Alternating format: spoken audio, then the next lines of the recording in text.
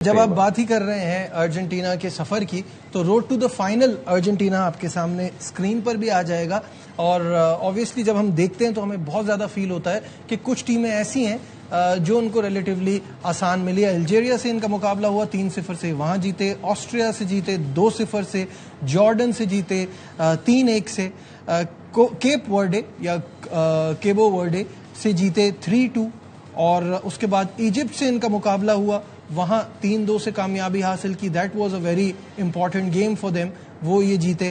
Switzerland سے 3-1 سے جیتے.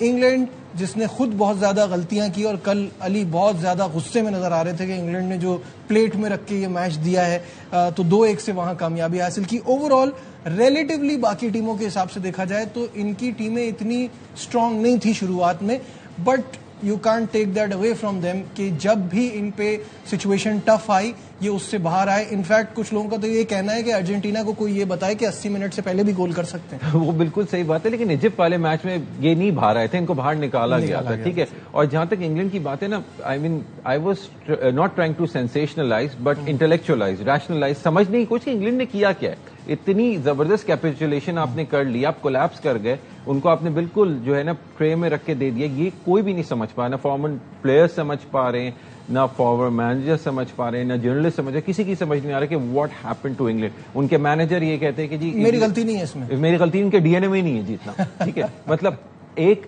اب مینیجر از ریسپانسبل. جب بھی کوئی فٹ بالنگ ٹیم پرفارم نہیں کرتی سب سے پہلے آپ کیا کرتے ہیں, مینیجر کو سیک کرتے ہیں, because he is the leader of the group, اس کی ٹیکٹکس ساری ہوتی ہیں.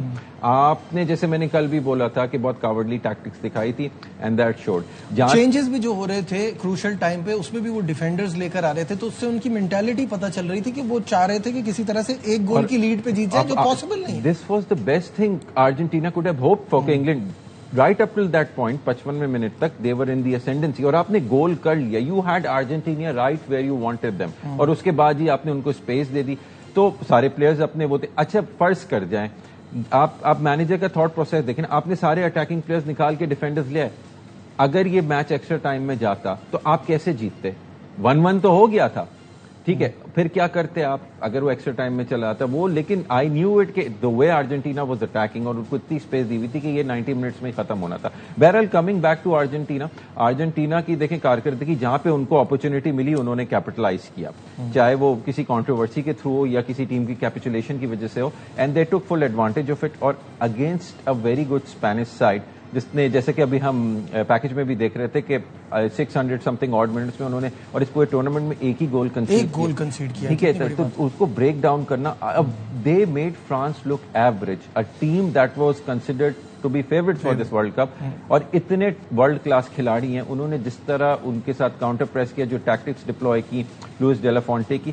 دیکھیں یورپین چیمپئنز وہ ایسے نہیں تھے. فائنل 2024 کا they were trailing England and they came from behind to win it. ٹھیک ہے, انہوں نے کیسے فرانس, جو میں کل پوائنٹ ایمفسائز کیا تھا کہ بڑی ٹیمیں کیا کرتی ہیں, وہ گیم کو کنٹرول کرتی ہیں after scoring the goal. Goal score کیا فرانس کے خلاف, کوئی کیپیچولیشن نہیں تھی. دوسرا گول بھی سکور کیا, تیسرا بھی کر سکتے تھے. انگلینڈ کی طرح نہیں گول کر کے they were trying to protect that lead, ایسا نہیں ہوتا.